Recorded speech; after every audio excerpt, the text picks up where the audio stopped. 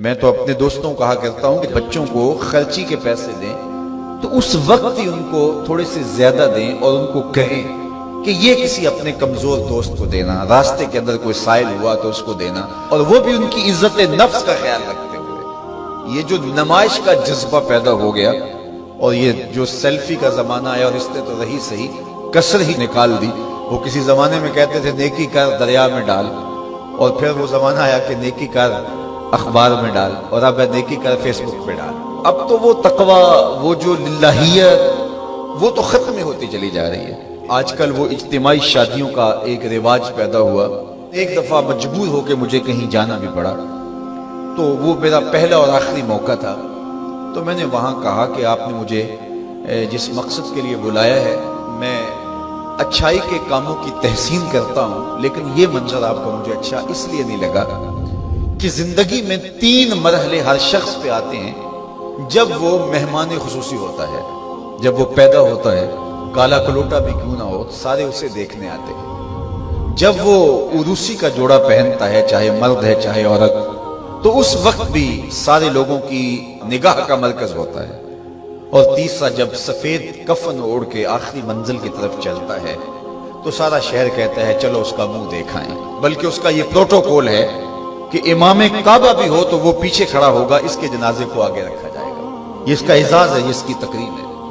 وقت کا غوث بھی ہو تو وہ بھی پیچھے کھڑا ہوگا، اس کا جنازہ آگے رکھا جائے گا، یہ اس کا اعزاز ہے۔ تو میں نے کہا یہ 3 موقع ہوتے ہیں کسی کمزور سے کمزور، غریب سے غریب، عاجز سے عاجز شخص کے لیے بھی عزت کے، اور آج آپ نے ان سے یہ موقع بھی چھین لیا کہ اسٹیج کے اوپر مخیر حضرات بیٹھے ہیں اور ایک قطار میں بیٹیاں بیٹھی اور ایک قطار میں جو ہے وہ دلہے بیٹھے ہیں، اور ان سب کے رشتہ دار سامنے باراتی 20-20 40-40 لوگ آئے ہوئے ہیں۔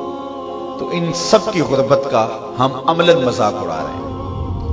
آج یہاں میں کسی کے چہرے کے اوپر خوشی نہیں دیکھ رہا، اگر مسکراہٹ ہے تو وہ مصنوعی مسکراہٹ ہے۔ کاش کہ ان کے ماں باپ کے گھروں میں جا کر کے تنہائی کے اندر ان کی مدد کرتے اور یہ بیٹیاں اپنے گھر سے نکلتی اور ماجرا ہوتا۔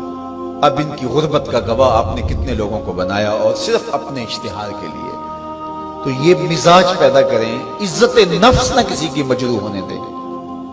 سب سے قیمتی شے انسان کی عزت ہوتی ہے۔ کبھی آپ نے دیکھا ہو بارش پڑی ہو اور کیچڑ ہو اور کوئی بندہ پھسل کے گر جائے تو وہ بعد میں دیکھتا ہے کہ مجھے چوٹ آئی ہے کہ نہیں، پہلے یہ دیکھتا مجھے کسی نے دیکھا تو نہیں ہے۔ اس کا مطلب یہ ہے اس کو اپنی جان سے عزیز اپنی عزت ہے۔ تو مت کسی کی عزت پہ انگلی اٹھائیں، مت کسی کی تذلیل کا سبب بنے، مت کسی کی رسوائی کا ذریعہ بنے۔ لوگوں کو عزت دیں۔ جب تک غلامی موجود رہی، حضور نے فرمایا کہ جو خود کھاتے اسے کھلاؤ، جو خود پہنتے اسے پہناؤ، تو تمہارے بھائی لگتے ہیں، ان کے ساتھ حسن سلوک کرو۔ جبکہ وہ آقا کا جوتا بغیر اذن کے چھو لیتے تھے تو آقا اس پہ بھی کوڑے مارتا تھا، لیکن میرے حضور علیہ السلام معراج سے واپس پلٹتے اور کہا بلال تو کون سا نیک عمل کرتا ہے، میں نے جنت میں تیرے قدموں کی آہٹ سنی ہے۔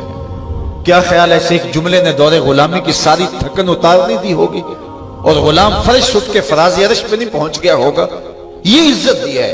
علامہ اقبال علیہ رحمہ نے وہ جو ابو جہل کا کعبے کے پردے کو پکڑ کے زاروں کے تار رونا ہے اور حضور کے خلاف رب سے شکایت کرنا ہے، وہ لکھا ہے۔ تو اس میں جو شکایتیں لگاتا ہے ابو جہل کعبے کے غلاف کو پکڑ کے، تو اس میں ایک شکایت یہ لگاتا ہے کہ از محمد سینہ ما زار زار، ہمارا سینہ بڑا دکھی ہو گیا ہے، اس شخص نے تو ہمارے نظم کو خراب کر دیا ہے۔ با غلام خیش بر یکخان نشست، یہ جو دین لے کر آیا ہے اس دین کے اندر یہ سبق ہے کہ غلام اور آقا ایک دسترخوان پہ بیٹھیں گے، اور اگر غلام اور آقا ایک دسترخوان پہ بیٹھ جاتے ہیں تو پھر کہاں گیا ہمارا قریش کا سردار ہونا؟ تو یہ تو ہمارا سب سسٹم تلپٹ ہو جائے گا۔ لیکن میرے حضور یہ دین لے کر آئے تھے، انسان کی بنیادی عزت کو بحال کرنا تھا۔ اور حجۃ الوداع کے موقع پر حضور نے پاؤں تلے جس طرح کسی چیز کو روندا جاتا ہے اس طرح کچلتے ہوئے فرمایا آج کے بعد میں تفاخر ختم کرتا ہوں، کسی عربی کو اجمی پر، کسی اجمی کو عربی پر کوئی فخر نہیں ہوگا، کوئی فضیلت نہیں ہوگی، نہ کالے کو گورے پر اور نہ گورے کو کالے پر۔ فضیلت کا معیار کیا ہے؟ ان اکرمکم عند اللہ اتقاکم، جو متقی ہوگا اللہ کے نزدیک وہی عزت۔